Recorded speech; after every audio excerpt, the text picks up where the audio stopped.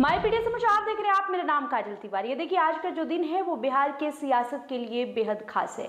आज का दिन जहां कुछ नेताओं के लिए बेहद खुश कर देने वाला दिन है, तो वही किसी के लिए बहुत बड़ा झटका का दिन है।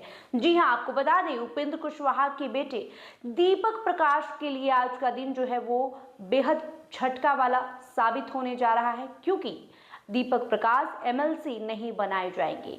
आपको बता दें, जो 10 कैंडिडेट है एमएलसी चुनाव के लिए, वे अपने नॉमिनेशन के लिए पहुंच चुके हैं, उसमें दीपक प्रकाश नहीं है। महागठबंधन ने जहां सुनील सिंह पर फिर से भरोसा जताया है, वहीं चिराग पासवान की पार्टी की तरफ से अशरफ अंसारी और साथ ही भारतीय जनता पार्टी और जेडीयू के चार उम्मीदवार जो है वो विधानसभा परिसर में पहुंचे हैं, अपना नामांकन करवा रहे हैं।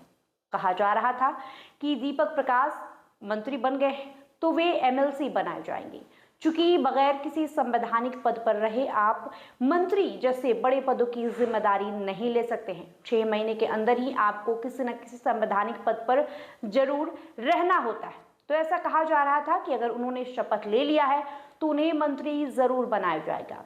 लेकिन अंदर खाने में ये बातें हुई थी उपेंद्र कुशवाहा और भारतीय जनता पार्टी के बीच कि जो आरएलएम है यानी राष्ट्रीय लोक मोर्चा, उसे भारतीय जनता पार्टी में मर्ज कर ली जाए। तब शायद उपेंद्र कुशवाहा ने हामी भर दी हो, और यही वजह रहा कि दो बार बगैर किसी संवैधानिक पद पर रहे दीपक प्रकाश को मंत्री बना दिया गया। लेकिन अब उन्हें एमएलसी नहीं बनाया जा रहा है, यानी उपेंद्र कुशवाहा अपने बातों से मुकर गए हैं। कल उन्होंने जिस तरीके से बयान दिया था, उसमें भी उन्होंने साफ तौर पर कहा कि हमने हमेशा जेडीयू के विचारधारा का सम्मान किया है। भारतीय जनता पार्टी से हमारे विचार मेल नहीं खाते। समता पार्टी की स्थापना हुई थी, उस समय हम नीतीश जी के साथ थे। जाहिर तौर पर अपनी नाराजगी जो है भारतीय जनता पार्टी को लेकर वो उपेंद्र कुशवाहा ने जाहिर कर दी है, यानी वे अपनी पार्टी को मर्ज करना नहीं चाहते हैं। वे एक अलग आइडेंटिटी, अलग पहचान के साथ बिहार में सियासत करना चाहते हैं। उपेंद्र कुशवाहा के बारे में आपको बता दें, वे वर्तमान में राज्यसभा सांसद हैं। उनकी पत्नी विधायिका स्नेहलता कुशवाहा और साथ ही उनकी पार्टी के 3 अन्य विधायक हैं।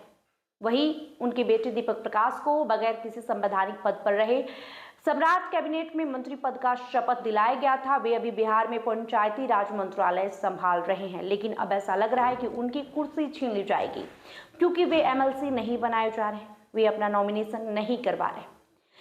आगे एक चांस और है कि बांकीपुर विधानसभा सीट पर उन्हें उम्मीदवार बनाया जाए, लेकिन इसका दूर तक कोई संभावना नहीं दिखाई देता, चूंकि वे सीट जो है वो कायस्थों की सीट है, नितिन नवीन का सीट है, और वहां से जाहिर तौर पर बीजेपी का कोई नेता जाएगा, और ज्यादा संभावना है कि कायर समाज से आने वाला नेता ही कोई वहां पर चुनावी मैदान में उतरेगा। तो वहां भी संभावनाएं नहीं दिख रही है। देखिए, भारतीय जनता पार्टी और जनता दल यूनाइटेड ने विधान परिषद चुनाव के लिए अपने अपने उम्मीदवारों की आधिकारिक घोषणा कर दी, लेकिन इस लिस्ट में दीपक प्रकाश का नाम नहीं आया। तो कई तरह की चर्चाएं जो है वो राजनीतिक गलियारे में शुरू हो गई। दीपक प्रकाश फिलहाल बिहार सरकार में पंचायती राज मंत्री हैं। ऐसे में एमएलसी चुनाव में उनका नाम नहीं आने से उनके राजनीतिक भविष्य को लेकर तगड़ा झटका लगा है।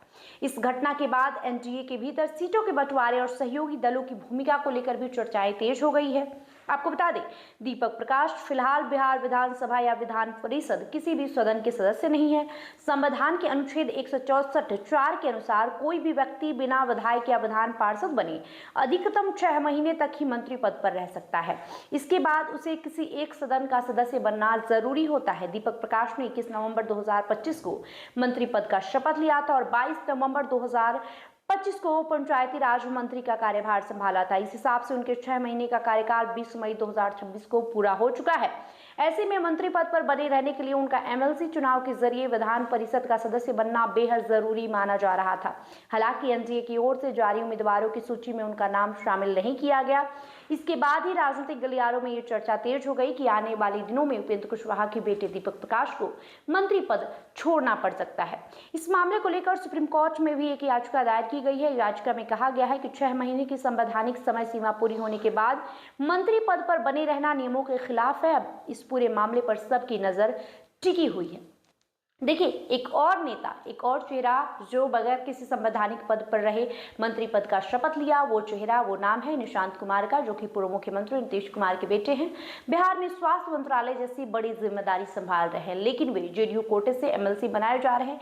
आज वे अपना नॉमिनेशन कर रहे हैं। तो उन्हें भी एक संवैधानिक पद मिलने जा रहा है। लेकिन दीपक प्रकाश को लेकर अब कई तरह की चर्चाएं शुरू हो गई है कि क्या उनका सियासी करियर शुरू होने से पहले ही खत्म हो गया, क्या अब उनके सियासी करियर पर ग्रहण लग चुका है। अब आने वाले दिनों में दीपक प्रकाश को लेकर क्या कुछ निर्णय होता है भारतीय जनता पार्टी द्वारा, आरएलएम द्वारा, उपेंद्र कुशवाहा द्वारा, ये देखना काफी दिलचस्प होगा। लेकिन आज का दिन दीपक प्रकाश के लिए बेहद झटका देने वाला दिन साबित हो चुका है। आपको क्या लगता है कमेंट करके जरूर बताएं। वीडियो अगर अच्छी लगी हो तो वीडियो को लाइक और शेयर करें। बहुत बहुत शुक्रिया।